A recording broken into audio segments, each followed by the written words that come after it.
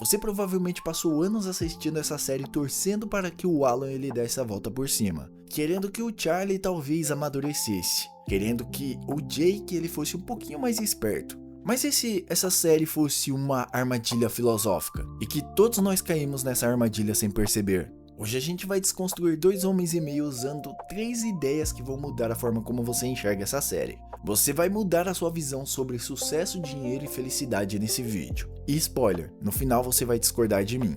E é exatamente isso que eu quero. Antes de qualquer filosofia, vamos primeiro entender quem são essas pessoas de verdade. Se você já assistiu 2 Homens e Meio, você sabe a trama. Se você não assistiu, pô, tá dando mole, vai lá assistir. Bom, nós temos aquela visão clássica, né, do personagem desta série, o Charlie Harper, dele ser apenas um homem irresponsável que vive bebendo, conquistando mulheres, e na própria trama, na própria série mostra isso, né? Só que ele é muito mais do que apenas isso, sabe? Ele é meio que um arquétipo filosófico, o hedonista socrático, aquele que escolheu conscientemente maximizar os seus prazeres presente, né? E minimizar o sofrimento futuro. Então, ele não é burro, sabe? Como muitas pessoas eu já vi dizendo isso e tudo mais. Não, ele simplesmente faz uma escolha, é uma escolha dele. Já o seu irmão, o Alan, ele é completamente oposto. Ele é aquele cara que, aos olhos da sociedade, ele fez tudo certo na vida, sabe? Se formou, se casou, teve filho, abriu um consultório. Ele seguiu aquele roteiro que a sociedade escreveu para ele. E no final ele quebrou a cara com esse script que ele seguiu da sociedade. E muito contrário do que as pessoas pensam, de que ele é um azarado, né? É essa impressão que nós temos de que o Alan ele é um azarado e que o irmão dele é o cara sortudo e tudo mais. Não, ele não é um azarado. Ele é simplesmente o resultado de uma ilusão. E o Jake, né? Ele é o mais honesto dos 3, sabe? Ele não fica fingindo querer ser nada além do que ele é, não. Ele é o único ali que não tá mentindo sobre quem ele é, não. Ele é exatamente aquilo que ele mostra ser na série e ninguém leva ele a sério, sabe? Então 3 homens, ou melhor, 2 homens e meio e uma casa na praia em Malibu. E a série de forma bem sutil, né, ela vai jogando na nossa cara aquela ideia de que quem de fato ali está vivendo bem, né? O tempo todo a gente fica fazendo aquela comparação da vida do Alan com a vida do Charlie. Não sei se você já ouviu falar sobre a Escola Austríaca de Economia, representada por nomes como Ludwig von Mises, Friedrich Hayek, enfim. Eles têm uma ideia central que parece simples, né? Só que essa ideia ela vai te fazer olhar para as coisas um pouco diferente, sabe? A princípio eles dizem que o valor não existe nas coisas, porque a gente está muito acostumado àquela ideia de que o valor está no dinheiro, de que o valor está em tal coisa, num objeto e tal e tudo mais.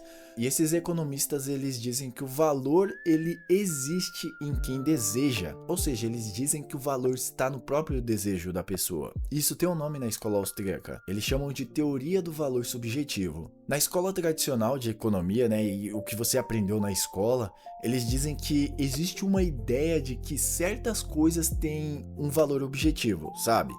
Então, se você trabalhar duro, você vai ter estabilidade, você vai acumular riqueza, né?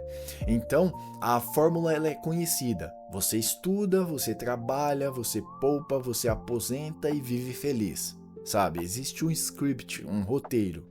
Só que os austríacos eles dizem, não existe valor sem um sujeito que valora, ou seja, não existe um valor sem ter uma pessoa que está valorizando aquilo, sem ter algo que valoriza aquilo. Por exemplo, um copo d'água no meio do deserto ele vai valer uma fortuna, sabe? Você troca toda a sua fortuna por um copo d'água. Porque você vai ver valor naquilo, você tá morrendo de sede, é aquilo que você precisa naquele momento. Só que esse mesmo copo d'água, depois de uma queda de chuva forte, ele vai valer 0, ele não vale nada. Ele não vai ter o mesmo valor quando era no deserto.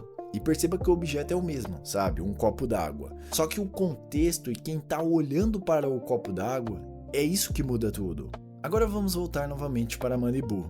Alan Harper ele passou a vida inteira, né, perseguindo aquele modelo de valor que não era dele. Ele valorizava, por exemplo, a estabilidade, ele valorizava o reconhecimento social, a aprovação da família. O tempo todo ele queria ter a aprovação dos seus familiares, especialmente da sua mãe, né? Mas ele nunca parou para se perguntar: é isso que eu quero para minha vida?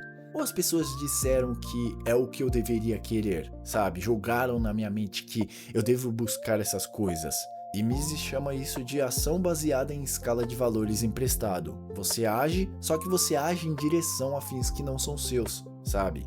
E o resultado disso é que você se esforça muito, você se esforça pra caramba e você chega num lugar que talvez não vai te satisfazer. Você começa a culpar o seu ex-cônjuge, começa a culpar o seu irmão, o karma, os seus pais, a sociedade, começa a culpar um monte de coisa e nunca a si mesmo, sabe? E Charlie Harper, por outro lado, ele age com clareza de valores, sabe? Que a maioria das pessoas nunca vão ter na sua vida, sabe? Tem muitas pessoas que não têm essa clareza que ele tem. Ele sabe exatamente o que ele quer. E aqui eu nem estou entrando no mérito. Tem pessoas que vão falar, mas ele tinha uma vida vazia, ele vivia em bebedeira, ele vivia fazendo aquilo, fazendo isso. Não, cara, esqueça esse lado dele de querer curtir, de viver a vida e tudo mais. Cara, não se engane sobre isso, sabe? Não foque apenas nisso, porque ele nunca ficava pedindo desculpa pela realidade que ele estava vivendo, sabe? Ele sempre agia com consistência da sua escala de valor, né? E do ponto de vista austríaco, Charlie ele era um agente econômico muito mais racional que o Alan, porque racionalidade para Mises não é você fazer o que a sociedade aprova, o que a sociedade vai dizer que é bom, que é certo. Não, é você agir de forma consistente com o que você genuinamente valoriza dentro de você. E aqui eu vou fazer uma pergunta que talvez vai te incomodar um pouco. Você está vivendo a sua escala de valores? Ou você está vivendo a escala de valores que alguém colocou dentro de você? No final do século XVI, um florentino escreveu um livro que a igreja ela queria esse livro banido e os reis eles liam ele escondido. Esse cara se chamava Nicolau Maquiavel. Ele escreveu O Príncipe, e no Príncipe ele disse uma coisa que ecoa até hoje na maioria das pessoas, que tem dificuldade de engolir essa verdade. Ele disse assim: a distância entre como vivemos e como deveríamos viver é tão grande que quem abandona o que é feito pelo que deveria ser feito aprende mais rapidamente a sua ruína do que a sua preservação. Em outras palavras, ele disse: pare de viver no mundo de como as coisas elas deveriam ser. Viva na porra do mundo de como elas são. E isso não é um cinismo, sabe? Isso é lucidez. E agora, olha o que acontece quando você aplica isso em Dois Homens e Meio. Alan Harper, ele vive o mundo do deveria ser, sabe? Eu deveria ter uma família estruturada, eu deveria ter sucesso profissional, eu deveria ser respeitado, eu deveria ser feliz porque eu fiz tudo certo, eu segui o roteiro da sociedade.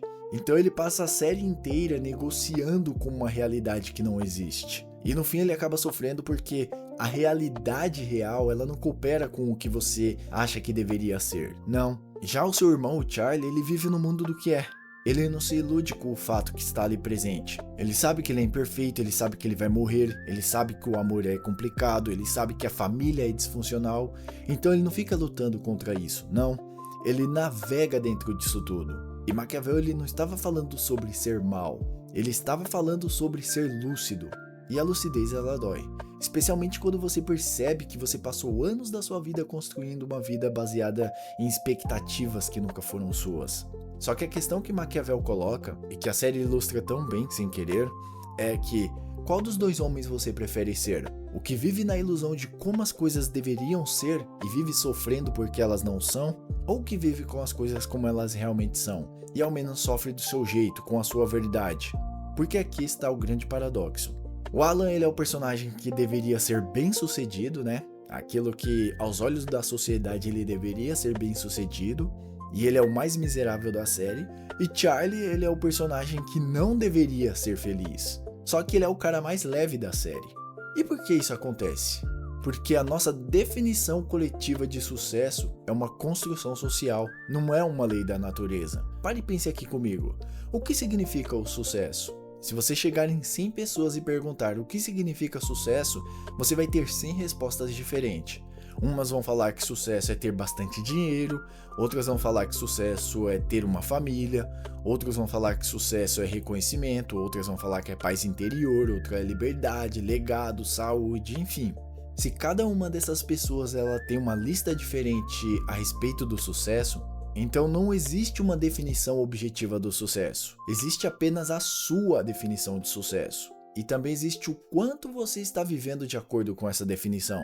Então Alan Harper ele definiu o sucesso como aprovação externa. Ele passou a sua vida inteira mendigando essa aprovação. Ele queria a aprovação da mãe, da ex-esposa, do irmão, das mulheres que ele namorou. Só que ele nunca foi o autor da sua própria história. Ele sempre foi aquele coadjuvante na história dos outros. Já o seu irmão, o Charlie, né, ele definiu o sucesso como autonomia presente. Ele não ficava buscando legado, não ficava buscando aprovação, ele não queria criar nenhuma história, ser o cara mais foda da história. Não, nada disso. Ele simplesmente queria Malibu, whisky, música e liberdade. E agora, essa é a pergunta que eu quero que você leve para a cama hoje à noite consigo. Na sua vida, no seu dia a dia, o que você faz no seu dia a dia? Você é mais Charlie ou você é mais o Alan? E mais importante do que isso, você escolheu isso conscientemente? Ou isso aconteceu com você? Sim, claro, eu sei que você já deve estar pensando, porra, mas Charlie era um cara, um alcoólatra, vivia bêbado, pegando mulher, sei lá o que, sem compromisso e tal, enfim. E eu respondo pra você que sim, sabe? Ele era tudo isso. E o Alan, ele tinha suas características também. Vivia a favor na casa do seu irmão, era divorciado, sem grana, sem autoestima. Então, qual dos dois você prefere ser ou você se espelha? Eu sei que não existe uma resposta certa, não é A ou B. E é exatamente aí que mora a filosofia. E agora eu vou mostrar como essa equação ela muda completamente quando entra o Walter Schmidt na série. E como ele representa também uma terceira via. Um homem que com todo o dinheiro do mundo descobriu que comprou a escala de valores errada. E que isso também tem a ver com a sua vida. Só que antes eu preciso te fazer uma pergunta. E se tudo, absolutamente tudo, fosse a pior coisa que poderia acontecer na sua vida? Porque antes eu te coloquei contra a parede com o Charlie e o Alan. Mas agora eu vou colocar aqui um terceiro personagem. Agora nós temos também o Walter Schmidt. Bilionário, genial, jovem, bonito. E também o homem mais perdido que essa série já produziu.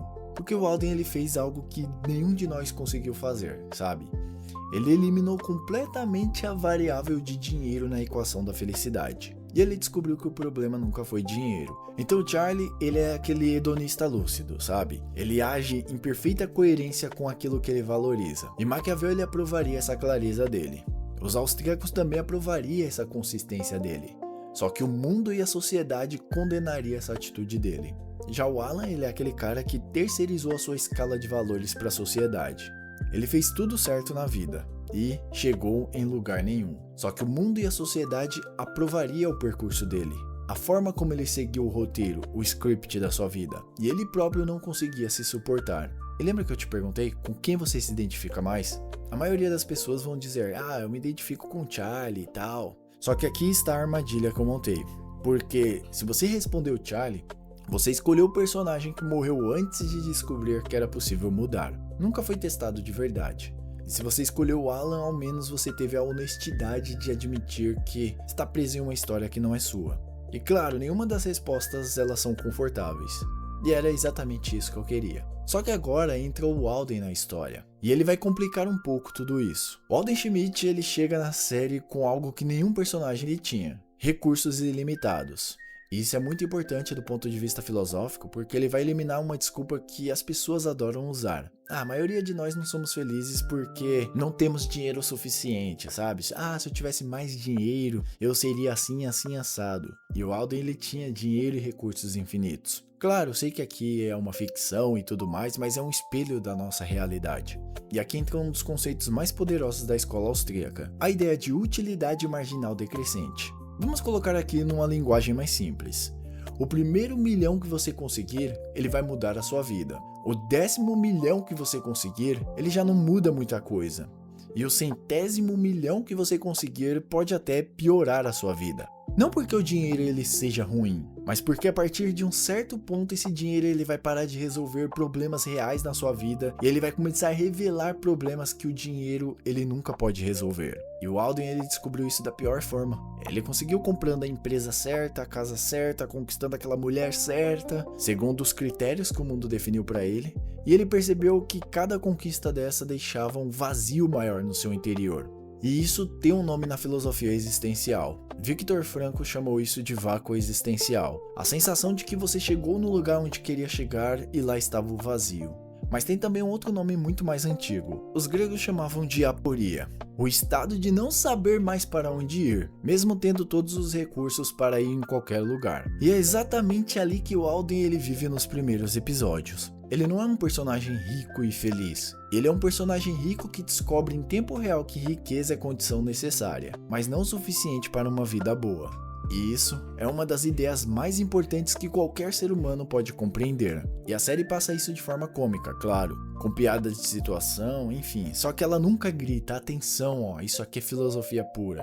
Agora vamos tentar amarrar tudo isso. Existe uma palavra do grego chamada eudaimonia, e não tem uma tradução perfeitamente para o português, o que já diz muito sobre ela. Mas a tradução mais comum é felicidade. Mas Aristóteles não estava falando de felicidade como um sentimento, ele estava falando do florescimento humano.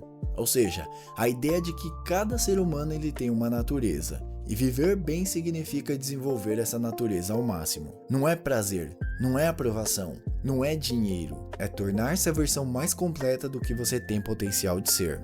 Agora vamos tentar aplicar isso a esses três personagens. Charlie ele buscava prazer, e ele encontrou, mas ele nunca floresceu. Ele nunca desenvolveu nada além do que já era. Ele ficou estático. Era brilhante, mas ele era estático. O Alan ele buscava aprovação, e ele encontrava essa aprovação várias vezes, mas ele também nunca floresceu, porque ele estava sempre correndo atrás de uma versão de si mesmo que outra pessoa havia desenhado para ele. E o Alden ele buscou a conquista, e ele encontrou essa conquista, mas ele chegou lá no topo e descobriu que construiu uma escada encostada numa parede vazia. E Aristóteles diria que nenhum dos três estava de fato buscando a eudaimonia, eles estavam buscando substitutos. E confundindo o substituto com a coisa real. E aqui está uma pergunta que Maquiavel faria para Aristóteles se os dois tomassem um uísque na varanda de Malibu. Mas e se a natureza humana não for o que você pensa que é? E se o florescimento humano para alguns for exatamente o caos, o prazer, a liberdade irresponsável? Porque essa é exatamente a tensão que a série vive. E ela nunca resolve essa tensão. E esse é o motivo pelo qual ela durou 12 temporadas. Não existe resposta, só existe tensão. O psicólogo Abraham Maslow ele criou uma hierarquia de necessidades que provavelmente você já deve ter visto em algum PowerPoint ou algum coach ou alguém falando dessa pirâmide. E nessa pirâmide, na base dela, está a sobrevivência e a segurança. No meio está o amor e o pertencimento e no topo está a autorrealização. Agora olhe para a série novamente com essa lente. Charlie ele ficou voluntariamente na base e no meio. A sobrevivência ele tinha garantida. O prazer ele tinha também a todo momento. Só que o pertencimento, ele tinha sua maneira, com os seus termos. Ele nunca quis subir essa pirâmide das necessidades, e a série nunca puniu ele por essas escolhas. Já o Alan é aquele cara que ficou exatamente no meio, amor e pertencimento, mas ele ficava sempre naquela forma de mendicância emocional. Ele precisava ser amado, precisava ser aprovado, precisava ser aceito, e essa necessidade nunca satisfeita manteve ele ali paralisado. Então Maslow diria que ele nunca conseguiu suprir a camada do meio de forma saudável. Ele nunca chegou perto do topo, ele ficou ali preso no meio. E o Alden ele foi aquele que pulou toda a pirâmide. Ele construiu o topo antes de construir as fundações. Então ele tinha autorrealização profissional. Mas ele não tinha pertencimento genuíno, ele não tinha o amor real, ele não sabia quem ele era fora do seu patrimônio. Isso na psicologia moderna tem um nome, se chama sucesso prematuro, quando você alcança resultados externos antes de construir a estrutura interna. Então o edifício ele fica lindo por fora, mas rachado por dentro. E agora eu preciso que você faça essa pergunta para si mesmo. Em que andar da pirâmide você realmente está? Não onde você acha que está, não onde você gostaria estar. Eu quero saber onde você está, porque a maioria de nós fica focado lá em construir o topo da pirâmide e o meio e a base ali estão rachados, sabe? E a série inteira de 2 homens e meio é no fundo, 3 homens tentando construir o topo sem fundação nenhuma. Bom, chegamos no ponto onde eu prometi desde o início. O que 2 homens e meio têm a dizer sobre sucesso e felicidade? A resposta honesta é, a série ela não responde, sabe? Ela só vai fazer a pergunta. Repetidamente ela vai ficar perguntando em forma de comédia. Por 12 anos ela vai fazer essa pergunta. E isso filosoficamente é mais honesto do que qualquer guru de autoajuda que fica tentando vender a fórmula do sucesso e da autorrealização. Porque a fórmula, ela não existe, sabe?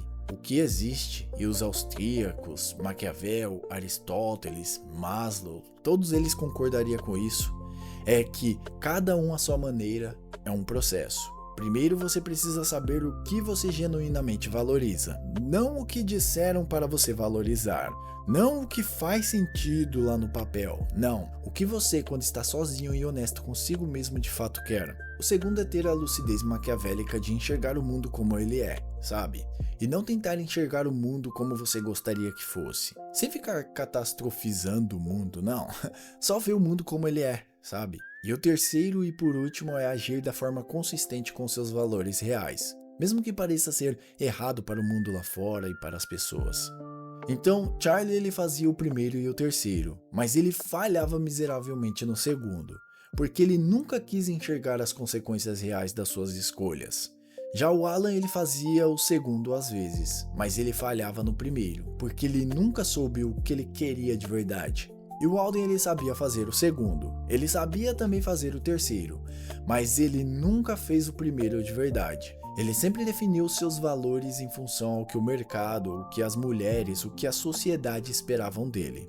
Então nenhum dos três acertou os três ao mesmo tempo.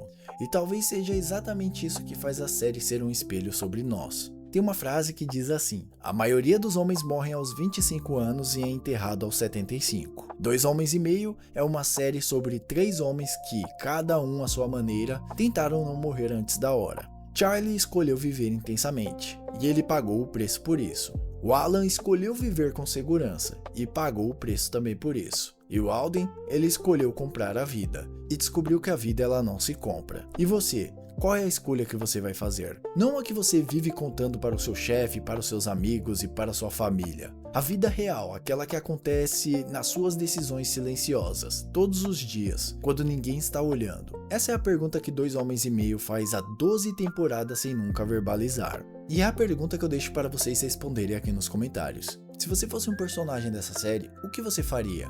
E quem você gostaria de ser? Se esse vídeo te fez pensar e te trouxe um desconforto, ou te fez querer discutir com alguém, ele cumpriu o papel dele. Deixa o seu like, curta, compartilhe, se inscreva, ative o sininho, enfim, fique à vontade, tamo junto e até o próximo vídeo.